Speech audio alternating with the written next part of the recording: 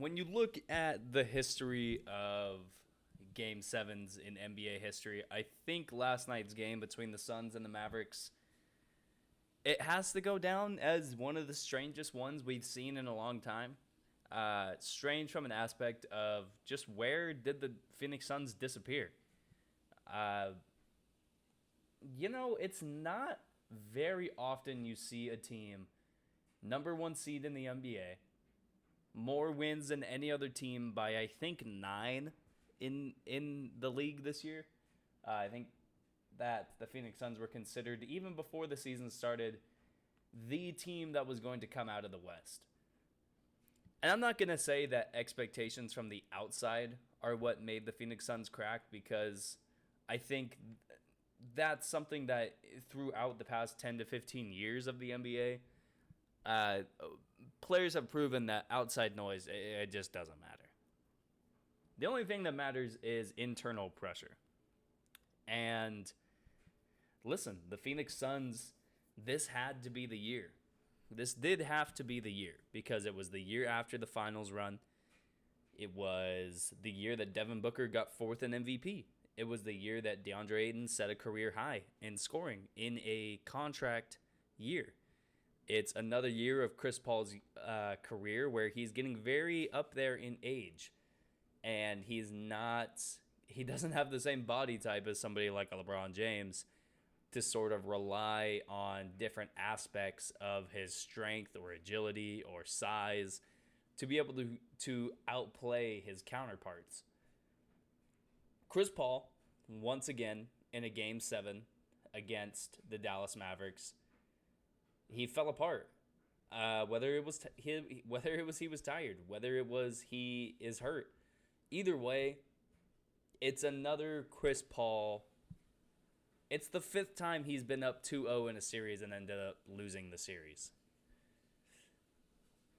It's a game for Devin Booker with, I believe, 11 points, where not only did it just not look like he was engaged in the game in terms of I need to take this game over aspect, he wasn't looking to keep playing. He was looking to the refs after every single play. He was looking to, the Phoenix Suns just didn't play a good basketball game. And for the past, 3 games, they have not played good basketball. And this is against a team that they were supposed to be a nightmare matchup for. They had, an unstoppable backcourt duo between Chris Paul and Devin Booker, at least unstoppable throughout regular season and early playoff play. They have DeAndre Ayton, who against Dwight Powell, Davis Bertans, and Maxi Kleber, the other bigs for Dallas Mavericks, he should have dominated that matchup. Then you look at the role players. It's Cam Johnson, Jay Crowder, Mikal Bridges against names like Dorian Finney-Smith, who is a really good player. He is a really good player. Reggie Bullock, Jalen Brunson, and Spencer Dinwiddie. The Phoenix Suns should have won this game, or won this series, in about 5 or 6 games. But, obviously, they didn't. And now, listen, the whole concept of running it back, right? It's like the most favorite thing for any basketball player to say when they lose, no matter how old you are. Run that shit back. Run it back, and let's play again. But you have to look at this if you're the Phoenix Suns, and you say, wow. We almost got lucky to even make the finals last year. This Chris Paul, Devin Booker combination has led us to a point where it has been ultra successful in the regular season. And last year in the playoffs, it was very successful. This year in the playoffs, Chris Paul played at a level that he has never played before. And that's a poor level of basketball. Shooting percentage, terrible. Assist per game to turnover per game ratio. I think it's the worst he's ever had in a series in his career. His assist to turnover ratio wasn't even 2. I think it was like 1.6, 1.7. He played at a level that was nowhere and people are going to make fun of DeAndre Ayton for getting benched. Chris Paul, if the Phoenix Suns had a better backup point guard, he would have been benched before the end of the first half last night. He contributed almost nothing this series from a playmaking standpoint, and that is his main attribute is point guard. He is the guy you want to have the ball in his hands. Outside of Devin Booker, the ball should never be out of Chris Paul's hands. And listen, he did not perform to a level that he should have been. And again, people are saying he's hurt. People are saying he was tired from too many minutes during the regular season, from already being in the playoffs. If I'm Phoenix, I'm not full out saying, like, we need to trade Chris Paul. But this needs to be examined by the Phoenix organization and say, okay, we obviously do not have enough. And now that teams around us are getting better, Minnesota is much better. Golden State is back to where they used to be. Memphis is much better. Denver has the MVP on their team. Dallas is the team that they are that just beat us.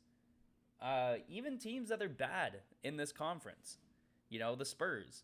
The Rockets are really bad. I'm not going to bring the Rockets into this but you get what I'm saying. Like, this conference is much better than it was last year, and this league is much better than it was last year from a developmental standpoint, from a talent standpoint, and from especially a coaching standpoint. I think the biggest advantage that the Phoenix Suns, or not the Phoenix Suns, but the Dallas Mavericks had in this series is they had a former player as their head coach. And that's taking nothing away from Monty Williams, because Monty Williams, as he proved last year, was one of the best coaches in the NBA, one of the best hires in the NBA when he was hired. But there is a value to having a former player as your head coach, especially in a Game 7. A Game 7 that Jason Kidd has played multiple times in his playing career and now has a couple notches on his belt as a coach. What he was able to do last night as the head coach of the Dallas Mavericks, and again, this is something I pointed out in a video I already posted today, but his choice to have the bench on the offensive side of the ball in the second half was something that I think is going to go highly overlooked, and it's going to be something that not a lot of people are going to give him credit for. And I'm not going to go too in-depth about it because I already talked about it in a video I already posted, but it's something that was really smart by him, and it's just something that, again, there's value in what Jason Kidd brought to the Dallas Mavericks, and it's a value that Phoenix did not have. Now, what's next for Phoenix? Listen, Chris Paul is going to tell everybody we're going to be right back here next year. And of course he's going to say that because he knows what's possibly on the other side of this in terms of him not being on the Phoenix Suns anymore. Chris Paul has had a very good career, but he has never been the piece to a team to push them over the top. Yes, he came to Phoenix and they went from being a not even in the play-in team to a team that was in the NBA Finals in a matter of 9 months. But even with that being said, again, this is another moment where it's like, okay, Chris Paul was either tired or he was hurt at the end of the play-ins, at the end of a playoff series. It was his 5th playoff series he's lost after taking a 2-0 lead to begin the series. And, you know, the contract's not great for a guy that's going to be 38 next season. You know, it's just not looking good for Phoenix. And listen, when you hear Chris Paul saying things like we're gonna be back here next year, I'm gonna be with all that stuff he's saying, because he knows what's on the other side of this. He knows how it is to just be traded, and he's gonna be saying things to the media that are saying, "No, I'm happy in Phoenix. I want to stay in Phoenix, and I want to win a championship here." But if I'm the Phoenix Suns, you have to look at this and say everybody around us is getting better. What do we need to do to get better? Is it trading Chris Paul? I don't know. I don't think it's trading DeAndre Ayton at 23 years old, 24 years old by the time the offseason starts. I don't think that's the answer. The answer sure as hell isn't trading Devin Booker, even though he had a completely terrible game last night. There's nothing that you can say to me that can explain what happened to Devin Booker last night because he played one of the worst games I've ever seen him play in his career. But Chris Paul was an obvious weak spot for this team in this series. He could not play make against the Dallas Mavericks, which I don't know if you know, they don't have a shot blocker. They don't have anybody on the perimeter of the defensive side of the ball outside of Dorian Finney-Smith, where you look at them and you say, yeah, they could shut Chris Paul down. He was getting completely abused on the defensive side of the ball by Luka Doncic, by Jalen Brunson, by Spencer Dinwiddie, by anybody who wanted to do anything on the offensive side of the ball. Chris Paul was a obvious weak point. I think that's the only move that can be looked at and be judged fairly from a trade standpoint. Because again, DeAndre Ayton's going to be 24 years old. Do you really want to trade a guy who's already averaging 17 and 10 at 24 years old? I don't really want to trade that. Even if you try to tell me he can't be played in certain series, I'll tell you, okay, maybe he's just not being used right because the ball is never in his hands in a post situation. It's always have the ball in Chris Paul's hands at the top of the key and see if he can get past the defense and get somebody an open look or get that mid-range follow-away shot that he always takes. It's not a good offense, and it's never been a championship offense. In however many years Chris Paul has been in the league, what, is it 15, 16 years now? It's never been a championship offense. And that's what Phoenix is going to have to look themselves in the mirror and say, is this obviously isn't going to work. Because if we got to the finals last year and took everybody by surprise, and now that everybody's looking at us and expecting us to be a good team, we get bounced in the second round by a team that we are much more talented than. It's a leadership thing that falls short. It's a play style thing that falls short. And it's a few things that you can't really explain that just fall short from the Phoenix Suns. And moves need to be made. There's a lot of young guys that are really good on this roster. Between Mikal Bridges, Devin Booker, DeAndre Ayton. Chris Paul might be on the move. And Chris Paul, it's not going to be looked at fairly by people, but it's probably going to be the right move if they end up trading him this offseason.